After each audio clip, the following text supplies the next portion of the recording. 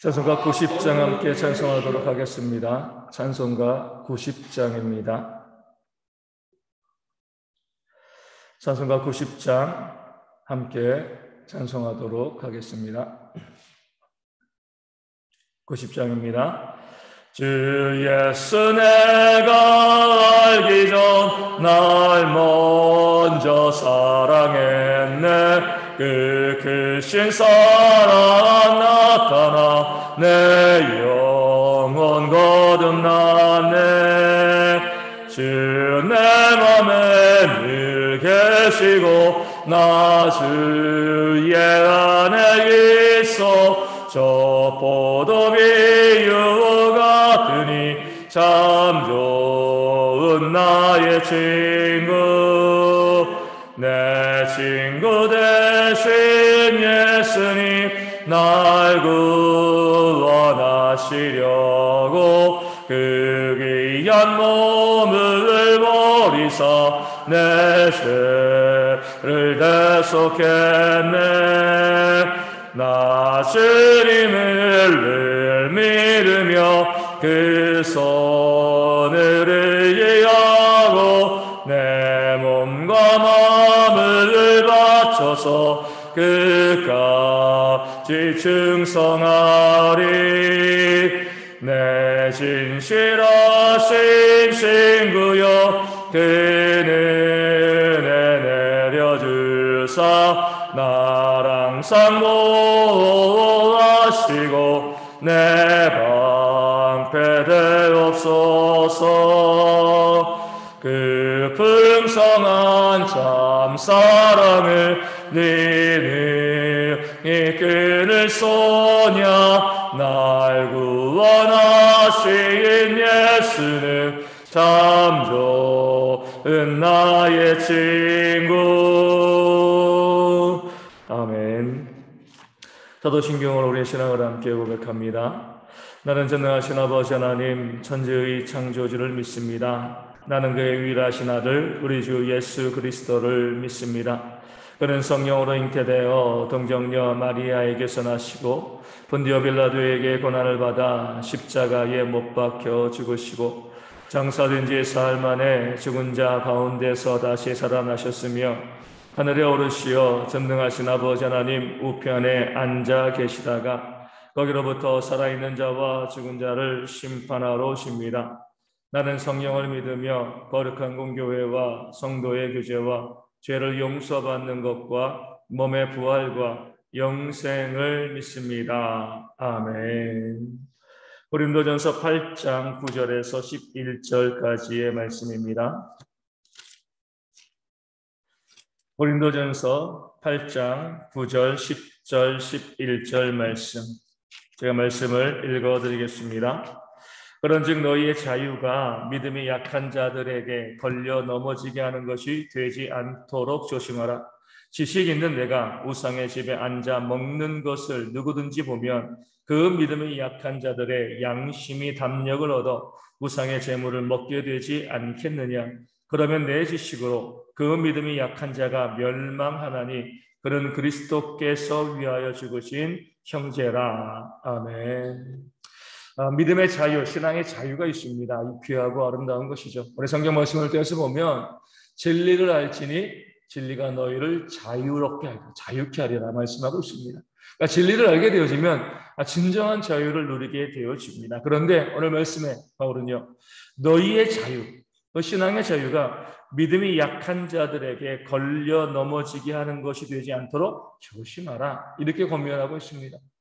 너희가 자유를 누리는데 그 자유가 신앙이 약한 자들에게 시험거리, 올뭇거리가 되어지지 않도록 주의하는 그런 사랑이 있어야 한다는 겁니다. 사도 바울은 갈라디아서 5장 13절에서 우리가 잘 알고 있는 말씀으로 이 자유를 설명합니다. 형제들아, 너희가 자유를 위하여 부르심을 입었으나 그러나 그 자유로 육체의 기회를 삼지 말고 오직 사랑으로 종노릇하라. 아멘. 진짜 자유는 뭐예요?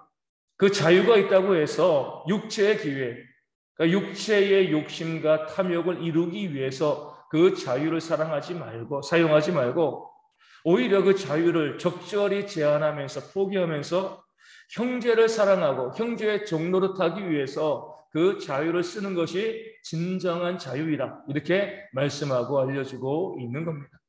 내게 있는 자유가 내가 자유를 누리는데 그 자유로 인하여서 누구라도 그 믿음이 연약한 누가 실족하게 되어지고요. 걸려 넘어지게 되어진다면 그것은 자유가 아닌 거죠. 진정한 자유는요. 멈출 줄 아는 겁니다. 그 자유를 행사할 수도 있고요. 행사하지 않을 수도 있는 게 진짜 자유인 거죠. 나 신앙의 자유를 가지고 있어. 그러니까 이 신앙의 자유대로 내가 살아갈 수밖에 없어. 라고 하면서 멈추지 아니하고요. 그 신앙의 자유를 마구마구 행하는 사람들이 있습니다. 그 때문에 누가 실족하고 넘어지고 상관하지 아니하고 내가 그 신앙의 자유를 가지고 내가 마음껏 사용하고 마음껏 즐길 거예요. 이런 사람들은 오히려 그 자유라는 것에 매여 있는 겁니다. 자유가 아니죠. 앞서 말씀드린 것처럼 갈 수도 있고요. 멈출 수도 있는 것이 자유입니다.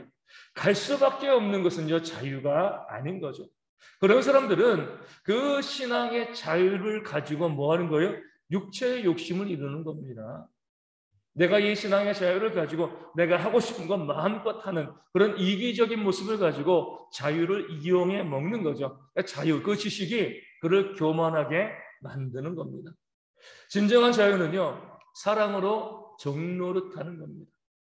내가 그 자유를 행할 수 있는데 내가 이 자유대로 행할 수 있음에도 불구하고 혹시 내 곁에 있는 믿음이 연약한 자들이 걸려 넘어질까 봐 그 자유를 행하지 아니하는 그런 지혜가 우리 믿는 자들에게 있어야 된다라고 바울이 권면하고 알려주고 있는 겁니다. 그러면서 고린도 교회 상황에 대해서 이야기하고 있는 거죠. 신앙의 자유를 주장하는 자들이 우상은 없어. 그러니까 우상의 제물도 없는 거야.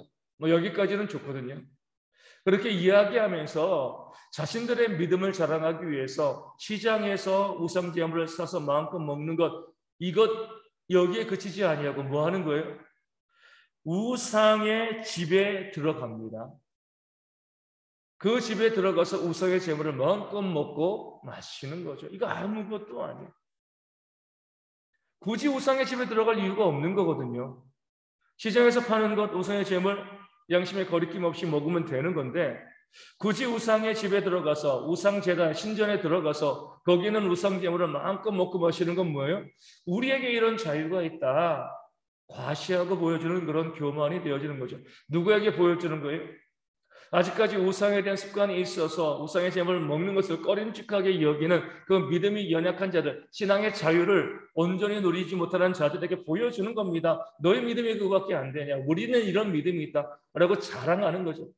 그러게 될 때 그 믿음이 약한 자들이요, 아주 교회를 이끌어가는 사람들이 거리낌 없이 우상의 집에도 들어가서 우상의 제물을 먹으면서 하고 있으니까 우리가 먹는 게 무슨 문제가 되겠냐?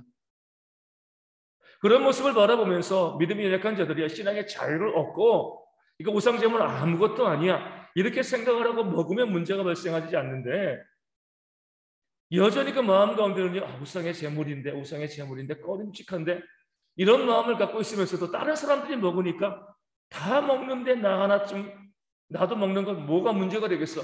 이런 마음을 가지고 그들이 의심하면서도 거림칙하면서도 우상의 제물을 먹게 되어지면 그 연약한 믿음이요 멸망하게 되어지고 언젠가 뭐예요? 믿음에서 떠나가는 그런 모습이 발생하게 되어지는 겁니다. 그래서 바울이 이렇게 권면하고 있습니다. 너희가 시험에 들게 해가지고 우상의 제물을 너희와 같이 먹다가 믿음이 연약해지고 이 멸망하게 되어지는 그 사람들이 누구냐? 오늘 말씀의 11절에 그는 그리스도께서 위하여 죽으신 형제가 아니냐.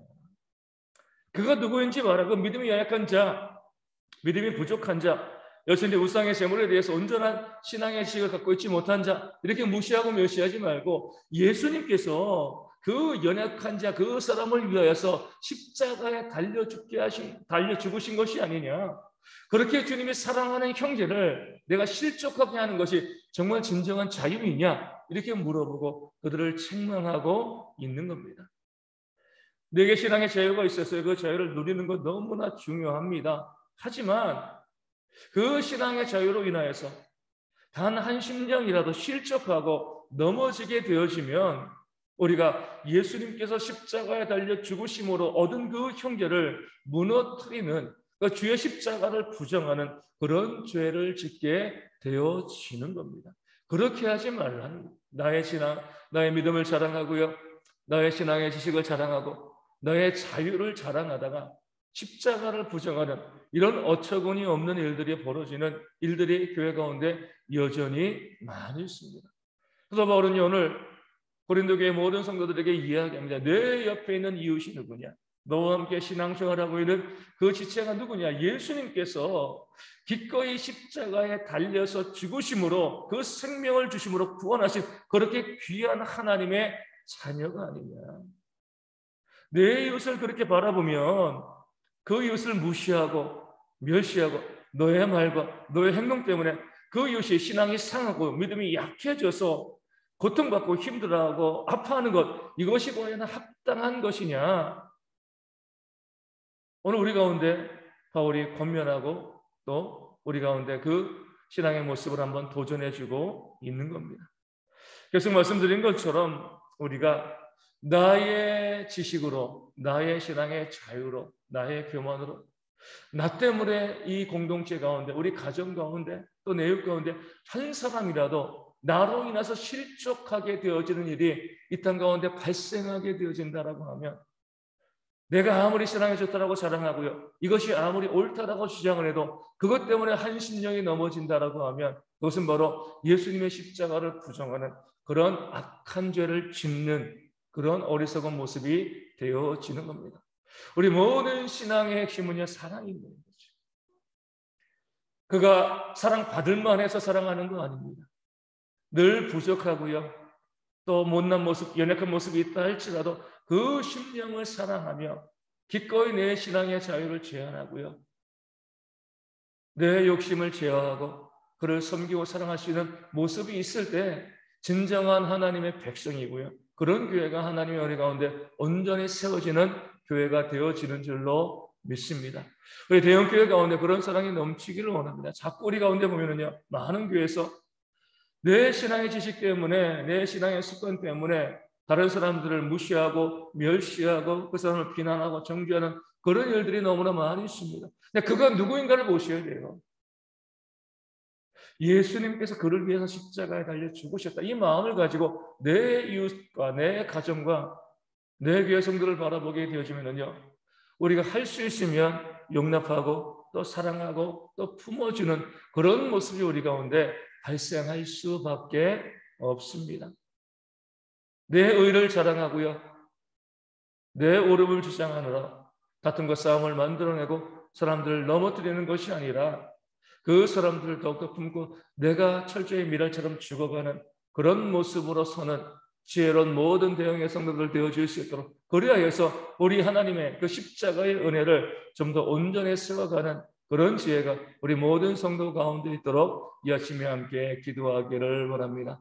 다시 한번 우리가 올해 가족의 달입니다. 이 가족의 달 가운데 우리 가정이요, 우리 서로 우리 가족들을 바라볼 때에 그 가족들을 사랑하고 그 가족들, 자, 내 남편, 아내, 내 부모, 내 자녀, 내 형제들, 이 모두가 예수님께서 그를 위해서 십자가에 달려 죽으신 그런 귀한 존재임을 알고요, 사랑의 마음으로 섬기는 모습이 있도록, 또 그런 모습이 우리 교회 가운데도 이어지고 또 우리 모든 이웃들 가운데 이어져서 우리 믿는 자들이 사랑의 모습으로 세상을 변화시키는 그런 모습이 충만할 수 있도록 위하여 기도하시고, 우리 대형교회도 주님의 사랑으로 부흥되어지는 교회가 되어질 수 있도록 기도해 주시면 감사하겠습니다.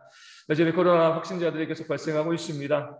저희 교회 가운데서 더 이상 확진자 발생하지 않도록 기도하시고, 확진되신 분이나 또 호의 중에 있는 분들 속히 회복되어질 수 있도록 기도해 주시고요, 육신의 질병이 있는 분들이 많이 있는데 하나님의 은혜 가운데 그 모든 질병이 회복되어져서 건강하게 교회와 가정을 섬기는 동역자 될 수 있도록 기도해 주시되, 선문지 안수 집사님과 조순옥 전사님과 주님에게 박미선 사모님 위하여서 더욱 기도해 주시면 감사하겠습니다. 우리 성도들의 삶에 많은 어려움과 문제들이 있습니다. 우리 기억하시고요, 이 아침에 함께 그들의 이름을 불러가며 기도함으로 하나님의 은혜를 힘입는 이 아침이 되어야 할 줄로 믿습니다. 함께 기도만 하시겠습니다.